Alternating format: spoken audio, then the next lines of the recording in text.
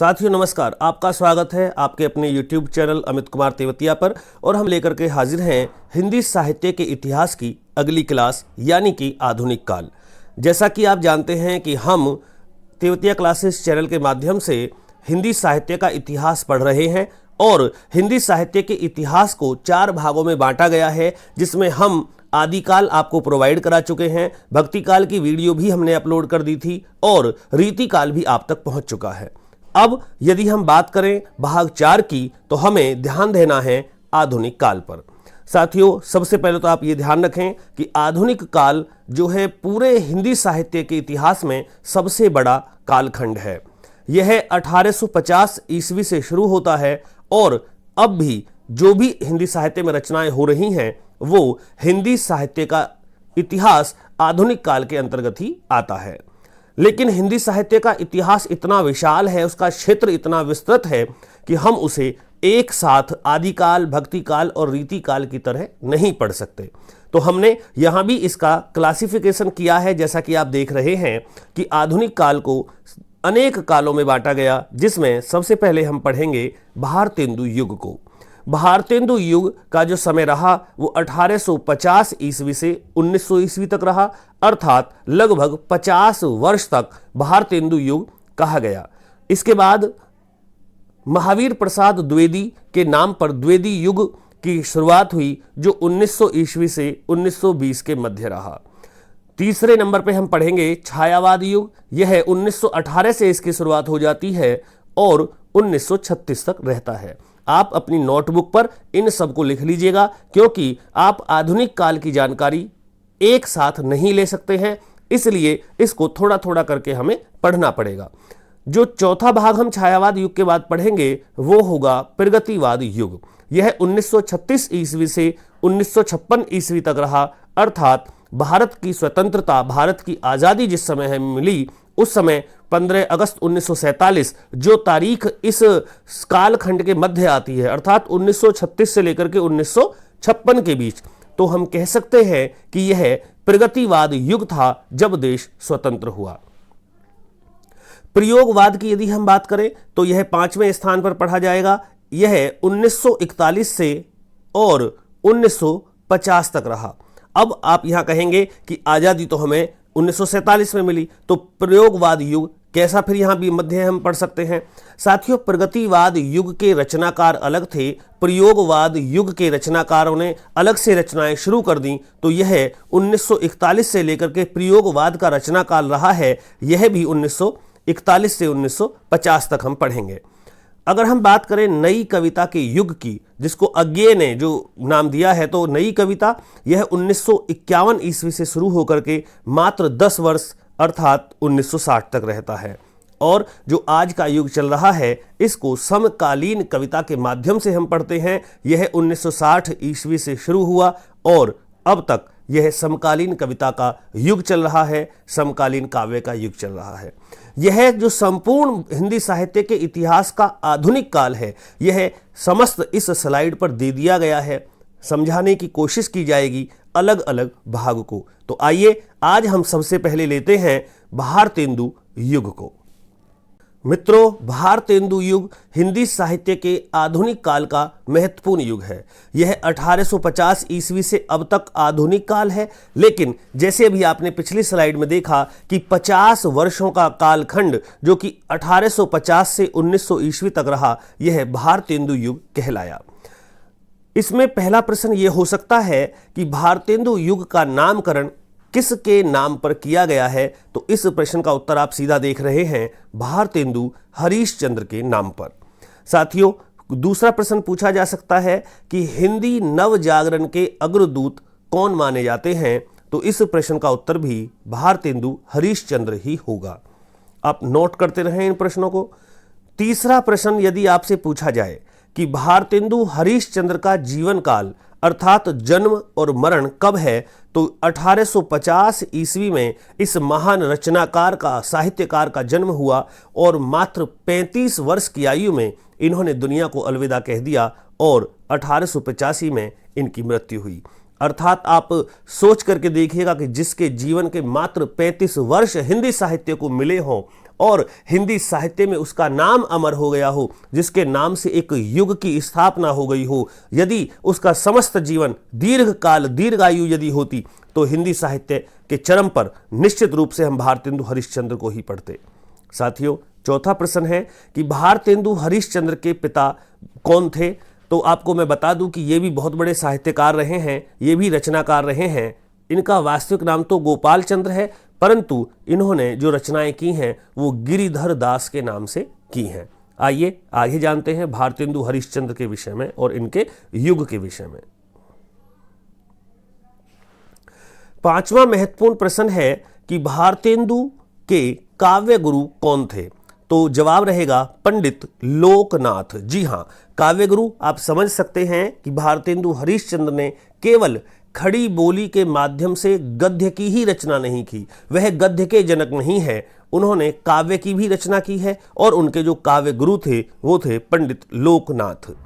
छठा प्रश्न है कि भारतेंदु हरिश्चंद्र ने संस्कृत भाषा किससे सीखी थी।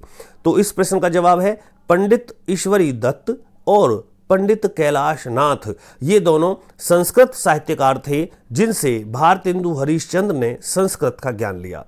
यदि हम बात करें कि उन्होंने उर्दू में भी रचनाएं की हैं, वो उर्दू भी जानते थे, बिल्कुल, क्योंकि उन्होंने उर्दू सीखी थी मौलवी ताज अली से।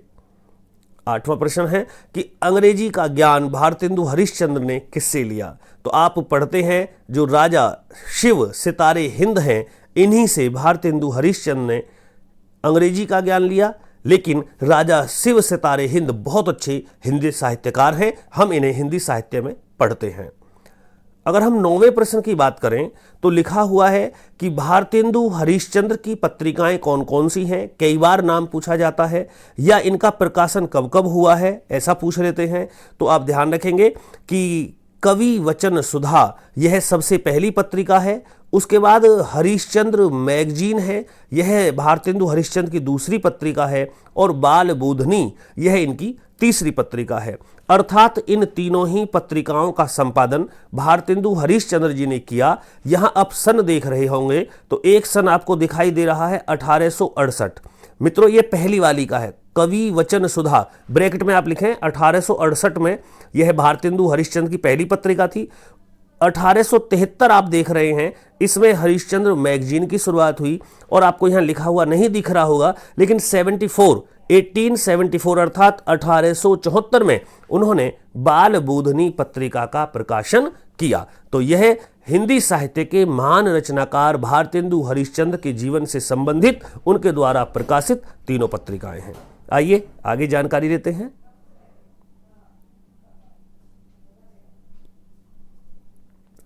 दसवां प्रश्न यहां डाला गया है कि भारतेंदु मंडल के रचनाकार कौन थे।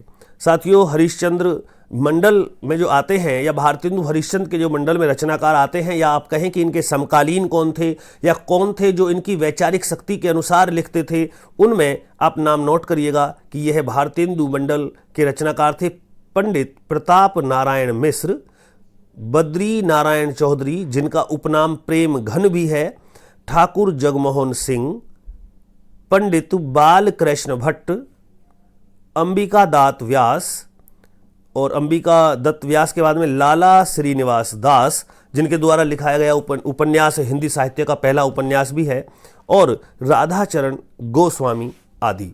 ये महान वो रचनाकार हैं जो भारतेंदु मंडल के अंतर्गत आते थे। अब भारतेंदु युग में जो पहले हमारे काल रहे हैं, चाहे वो रीति काल रहा हो या भक्ति काल रहा हो, उनकी अलग प्रवृत्तियां थीं।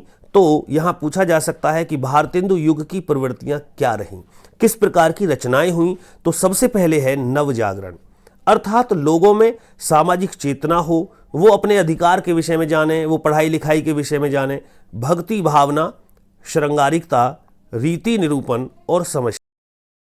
हम या भक्ति भावना की बात करें या श्रृंगारिकता की बात करें तो ये तो भक्ति काल, और परंतु नव जागरण, सामाजिक चेतना और समस्या पूर्ति यह महत्वपूर्ण प्रवृत्तियां हैं जो केवल भारतेंदु युग में ही सर्वप्रथम देखी गई।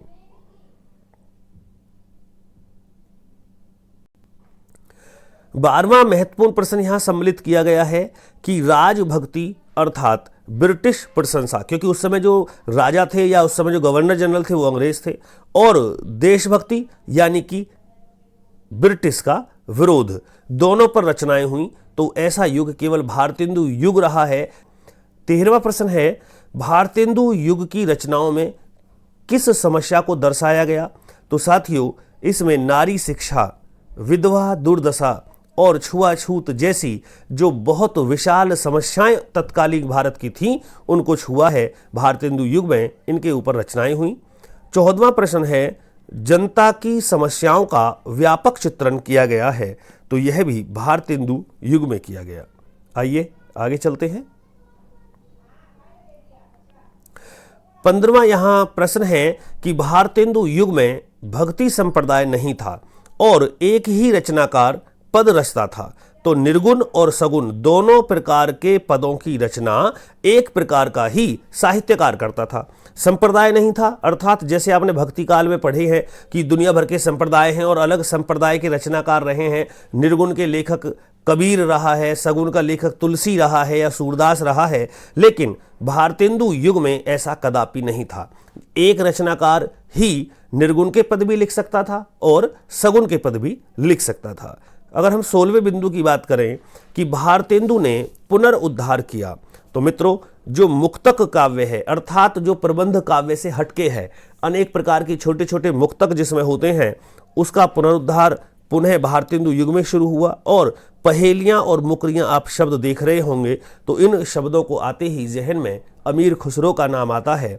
तो अमीर खुसरो के बाद इस लेखन पर, पहेलियां या मुकरियां पर किसी ने ध्यान नहीं दिया, इस पे लिखा तो भारतेंदु युग में भारतेंदु हरिश्चंद्र ने ध्यान दिया। 17वां बिंदु है कि हिंदी गद्य की सभी विधाओं का सूत्रपात हुआ है।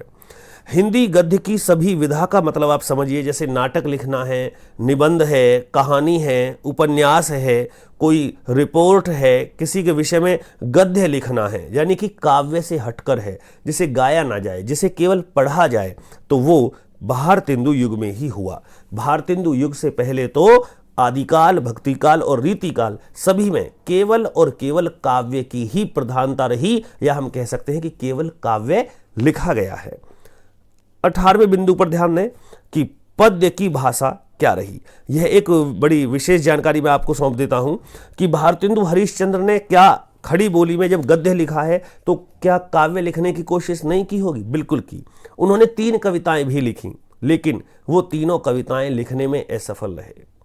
इतने बड़े हिंदी साहित्यकार के लिए कहना बहुत भारी होता है, किसी भी टीचर के लिए, किसी भी हिंदी रचनाकार के लिए, किसी भी अध्यापक के लिए, कि वह यानी कि भारतेंदु हरिश्चंद्र खड़ी बोली में कविताएं नहीं लिख पाए। और उन्होंने कहा कि खड़ी बोली में काव्य नहीं लिखा जा सकता। यही आलोचना आचार्य रामचंद्र शुक्ल ने हिंदी साहित्य के इतिहास में भी की है कि भारतेंदु हरिश्चंद्र को यह बात नहीं कहनी चाहिए थी। इस बात को कह करके उन्होंने अपने ज्ञान को अल्प कर दिया। अर्थात पद्य की भाषा जब खड़ी बोली नहीं रही तो हिंदी साहित्य के भारतेंदु युग में जो पद्य लिखा गया, जो काव्य लिखा गया, वह ब्रज भाषा में लिखा गया। लेकिन अगर भारतेंदु हरिश्चंद्र खड़ी बोली में पद्य नहीं लिख पाए तो इसका मतलब ये नहीं है कि कोई नहीं लिख पाएगा। आगे आप पढ़ेंगे कि महावीर प्रसाद द्विवेदी युग में जितनी भी कविताएं लिखी गई हैं, जितने भी पद लिखे गए हैं, जितना भी काव्य लिखा गया है, वह सभी खड़ी बोली में है। आइए आगे देखते हैं। लेकिन हाँ, ये ध्यान रखें कि भारतेंदु युग में काव्य की जो भाषा थी वो ब्रज भाषा रही है। यहां 19वां बिंदु बहुत महत्वपूर्ण है कि कविता को जनोन्मुख बनाने में सर्वाधिक योगदान है। तो यह था समस्या पूर्ति का। अर्थात अपनी कविताओं में यदि हम केवल समस्या को गाते रहेंगे और उसका समाधान नहीं देंगे तो श्रोता उस पर ध्यान नहीं देता। अर्थात समस्याओं का समाधान यदि कविता के माध्यम से हो, लेखक के माध्यम से हो, तो वह सबसे अधिक योगदान देता है देश के विकास में, समाज के विकास में। तो वह समस्या पूर्ति का है। 20वां प्रश्न है कि समस्या पूर्ति का आयोजन किया जाता था। साथियों, भारतेंदु हरिश्चंद्र की एक सभा थी जिसे हम कविता वर्धनी सभा बोलते हैं। यह समय समय पर आयोजन करती थी समस्या पूर्ति का।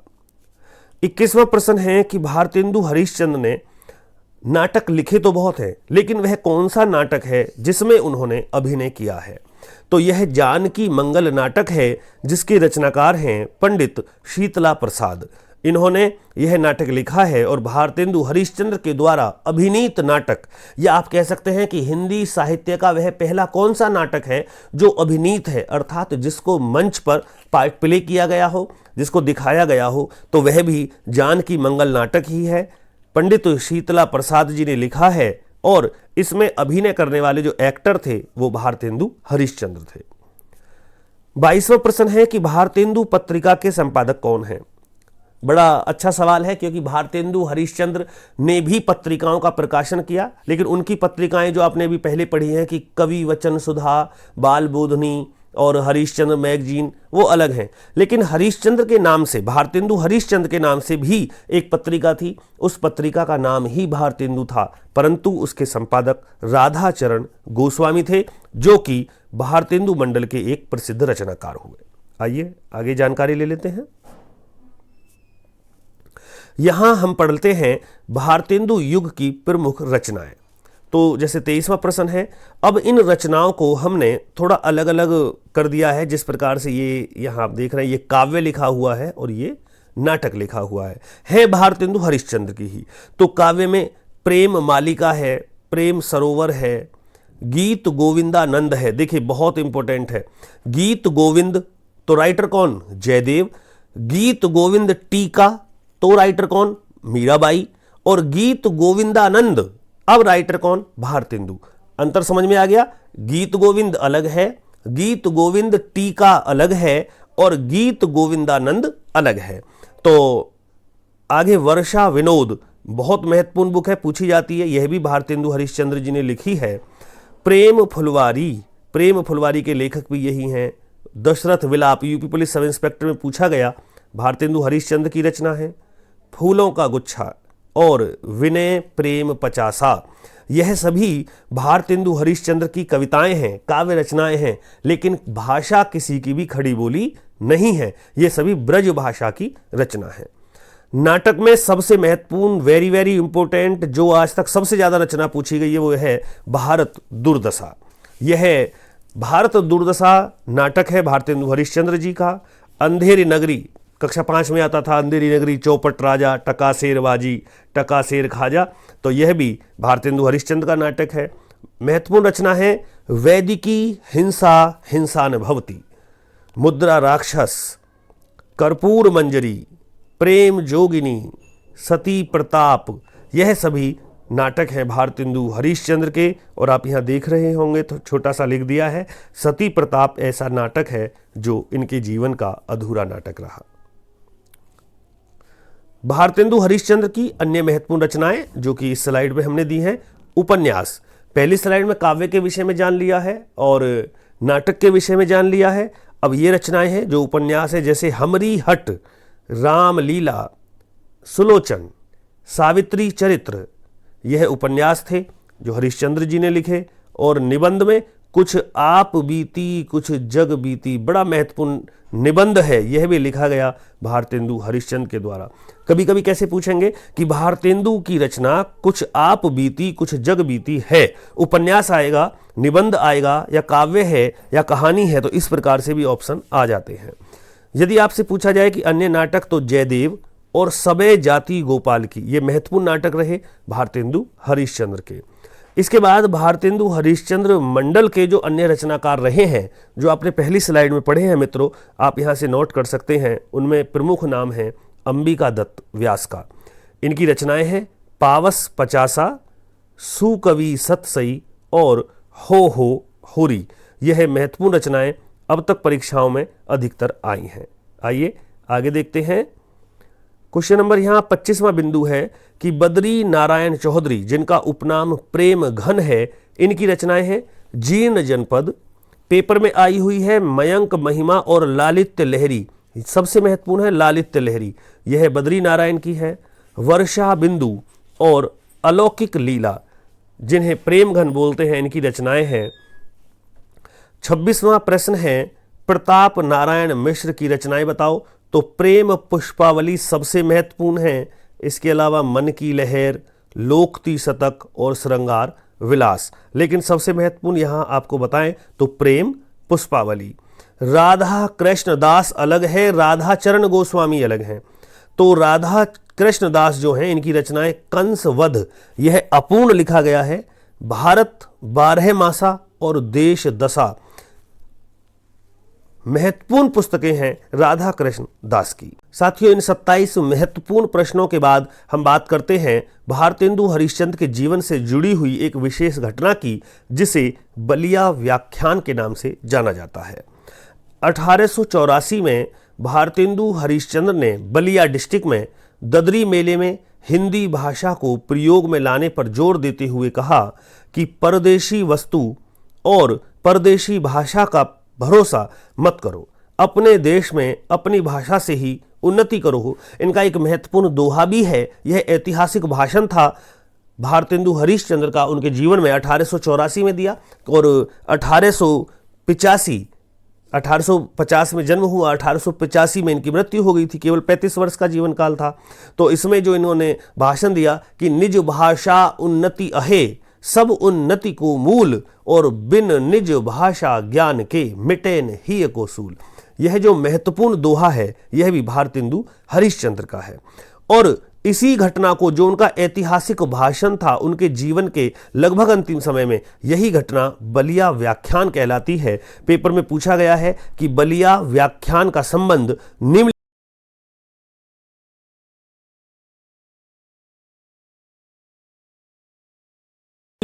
मित्रों, वीडियो में इतना ही। जरूर वीडियो आपको जरूर बताएं कमेंट्स के माध्यम से आपको वीडियो कैसा लगा, और भारतेंदु युग आप अपनी कॉपी पे नोट्स बना के लिख लीजिएगा, क्योंकि जो आगामी हमारी वीडियो होगी वो द्विवेदी युग के विषय में होगी। तो दीजिएगा मुझे यानी अमित तेवतिया को अनुमति। बहुत जल्द फिर आपसे मुलाकात होती है द्विवेदी युग को लेकर के। नमस्कार।